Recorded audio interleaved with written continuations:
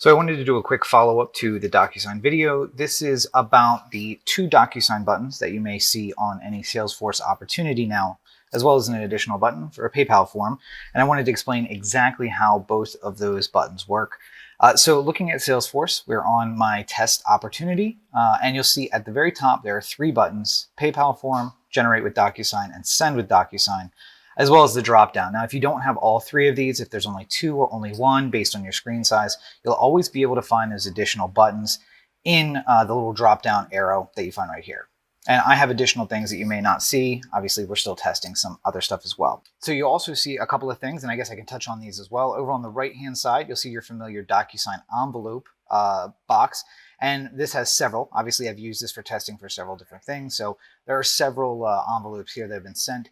And another thing that people have been asking about is this Negotiate tab. And the Negotiate tab actually updates you on the ongoing negotiation. If you're not familiar with that, make sure you check out the other two Docusign training videos. It'll show you the difference between Negotiate, sending to an internal reviewer or internal approver, or an external reviewer, and how you can get those reviews done on the documents that you create. But going back to the details tab, I'm just going to check and make sure all the details are correct. Again, I'm going to have more fields than you're going to see. A lot of these are going to be hidden from you, but we're trying to make sure these are working correctly so I actually have the view of them. And it looks like this is as good as it's going to get. I have an initial term that seems to be reflected correctly. I have a renewal term that is reflected correctly as well as the termination period. I have a project name chosen as release details. This is, of course, a distribution agreement, so I want to have release details there. And I have my contract type split percent. So the distro split is going to be 60-40. SoundCloud is going to be 80-20. It's exclusive. No option. Obviously, this section is actually not visible for anybody yet. And I'm going to include a CMA and a CPA, and I've included those splits down below. All of that has been covered in the previous Docusign videos and obviously just trainings on Salesforce in general. You'll see there's several files here already. None of them are from today. Today is March the 15th. These are just testing of the other documents. So let's turn to the two buttons at the top. We have two buttons for Docusign here on the right and left, and now there's a new button for a PayPal form. Now, very quickly, the PayPal form button is actually going to send out a request for completion of the PayPal form that Create has. So as long as you have a contact here that is marked as a signer, and realistically, most other roles should work as well. It should just fill in signer, but the easiest one is to pick signer as the role, and then there's an accurate email address. If you click the PayPal form button, it should start an automated process that allow you to quickly send the PayPal information form out to the client at this email address. And you can get that back with all of the updated information. So that's very quickly what that is. Now, let's look at the two buttons for Docusign. I understand that they could be confusing. We have a generate button and a send button. Now, for those of you who use Conga, you'll be used to the two-step process of generating a contract and then sending it with either Conga Composer or Conga Send. This is very similar, except for you don't need both buttons. You can use one. One will just save you several steps at the end. So let's take a look. I'm going to press the Generate with Docusign button, and this is going to open up the Generate interface that you have seen before in the other training videos.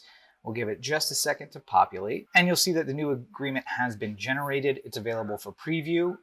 Preview is going to take a little while longer. It's not available instantaneously because we're using a DOCX or a Microsoft Works kind of file, but you can download it and review it immediately. I have the familiar buttons from the previous trainings, the send for review, which will allow you to send externally or to an internal approval, or you can send it for signature. Now, from this screen, I can just send that document out.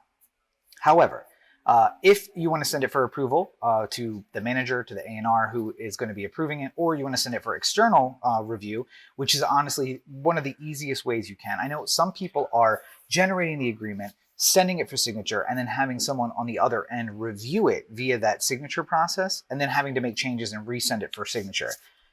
That is not the most efficient way to use the tools that we have. The easiest way is to send for external review. And just like the screen I showed you previously where I was the contact, I can find any person who is a contact of mine in Salesforce and add them here as a reviewer. Oh, so here I am, multiple email addresses, none of which are, only one of which is accurate. So I can choose this person and will send them a Docusign document to review. They can download the Word document, they can make changes, re-upload it, and Salesforce and Docusign will automatically compare the documents, create a new one. That's a really easy way for you to get them reviewed by outside parties or even internal parties who are kind of outside, whether the A&R wants to review it and make changes, or when you're sending it to Boyarsky and Fritz's office in New York for review. It's an easy and great way to do that. But nonetheless, I can, from this screen, send for signature. It will open up the Docusign interface that will allow me to just add in signers and send it right now. If you have a finalized document, or if you know they're just going to sign whatever document you've sent to them, the terms are very clear. There's not a lot of things that need to be worked out. Or if they've reviewed a document previously and they know that they're ready to sign, you can just open this screen and send it. This, however, will create several steps on the back end. So let's go back to the opportunity and I'll show you exactly what I mean. When that comes back signed through the generate button, nothing will change about the opportunity. Some people, in fact, most people are used to the fact that once a document is signed, the opportunity is marked closed won automatically. So I wanted to find a way to have that process continue. You'll see over here now that a file should have been created today. Well, right there, last modified, 3/15, that's today. So this is the new document that was created today. So it is available for use. Now, once I've generated it, let's say I've sent it out for internal approval, it's been approved, I sent it out to the other side, they've made their changes, we've gone through the entire negotiate process that is available here for review. And now I want to send that finalized document out for signature. Well, through the negotiate process, the last step is actually to hit send for signature, and it'll allow you to do that automatically. However, if you want to come back to an opportunity later and then go through that process, you can just hit the send with Docusign button. That will bring you to a little bit of a different interface. Now, it's similar, and you'll see that the document we created that's dated 3/15 is available. I just need to check the box to say, yes, include that. Or I can upload from my computer another document, finalized document that I want to include. You can also include other things like the PayPal form or the ACH form or any other number of documents that we want to get signed all together at one time. Once I have a document added, I then go over to recipients, and you'll see that it has been pre-filled out with several things. The owner of the opportunity is going to be CC'd at the beginning. The signer, the person marked signer 1 on the opportunity, will already be filled out here in the first part, and we just need to select a recipient to sign on our side. So all of my contracts that I send out are signed by Richard Moreno, just out of, honestly, habit, because we've been doing it that way for a long time. And you can see that I've used him before, so all his information is available, and I can select and add him here. Now, once I have a CC for the owner, a signer for the other side, and a signer for our side, I can also add any number of other people. If I wanted to add, let's say, Cindy, who is the manager of the pop team, I'll be able to find her here, and I want to mark her as a receives a copy. And apparently I don't have her email address in there. So let's find a different, oh, here we go. Here's her user account. That'll be a lot easier. And receives a copy. And you notice once I have a contact that is authorized to receive it, meaning it has an email attached, that select button will light up. If I choose the first one, there is no email associated with this. Therefore, I cannot select her. But if I come back and choose one with an email address, now I can select her. So I'm going to select her here. Now it's added her automatically in the 4th spot. This is not able to be modified the way that on the other side, the generate tab, it's able to be modified. You can add as many people at the end of the process as you want, but at the beginning of the process, the owner of the opportunity will receive a CC through every single step, and then anyone you add will receive a CC at the end when it's already been signed, after the 2 signers have done what they've done. You'll also notice the message has been pre-filled out for you. Reminders are pre-filled out. The expiration is pre-filled out for 30 days. And if you decide you don't want to add in that last CC, you can just delete a person. And once you're ready to go here and you click next, it will take you to the Docusign screen, which we're all familiar with, where you can confirm that the check boxes, the signing boxes, the initial boxes are all in the correct place, and you'll have it ready to be sent out. Now, the difference between the generate button and the send button is that when I use this process, it is automated in so much as the signer on the other side is automatically added, the CC for the owner is automatically added, and if I go back to the opportunity, once it is fully signed by their side and our side, the opportunity will automatically close itself. It'll move to closed won automatically upon signing. Now, that is the major difference between these two. If you use the generate button to not only generate the contract, but then to send it, you'll need to remind yourself that you need to mark it closed won at that point. If you are using the Send with Docusign button and using that to grab a generated document or a generated and then negotiated document, you can then send with Docusign and basically send and forget. Once that's taken care of, we are all done. It will automatically close and everything can move forward. You can move forward with your onboarding once you receive the notification that it has been signed.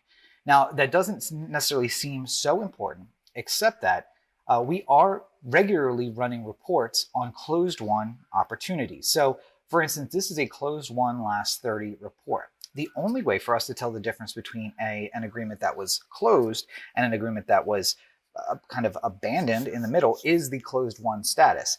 A lot of people are leaving those opportunities up as in the negotiate phase or in the ready for contract phase and not actually closing them.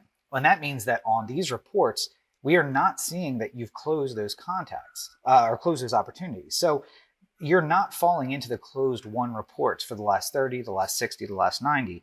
And obviously, you want to have people be able to see that you are closing contracts, that you're signing artists. And the only way to do that is to make sure that the opportunity closes and goes to status closed won. And similarly, of course, making sure that you mark closed lost any that are not going to be signed or that are not just outstanding, but that the person has decided they don't want to sign with us. We do want to make sure that we mark those opportunities closed won and closed loss.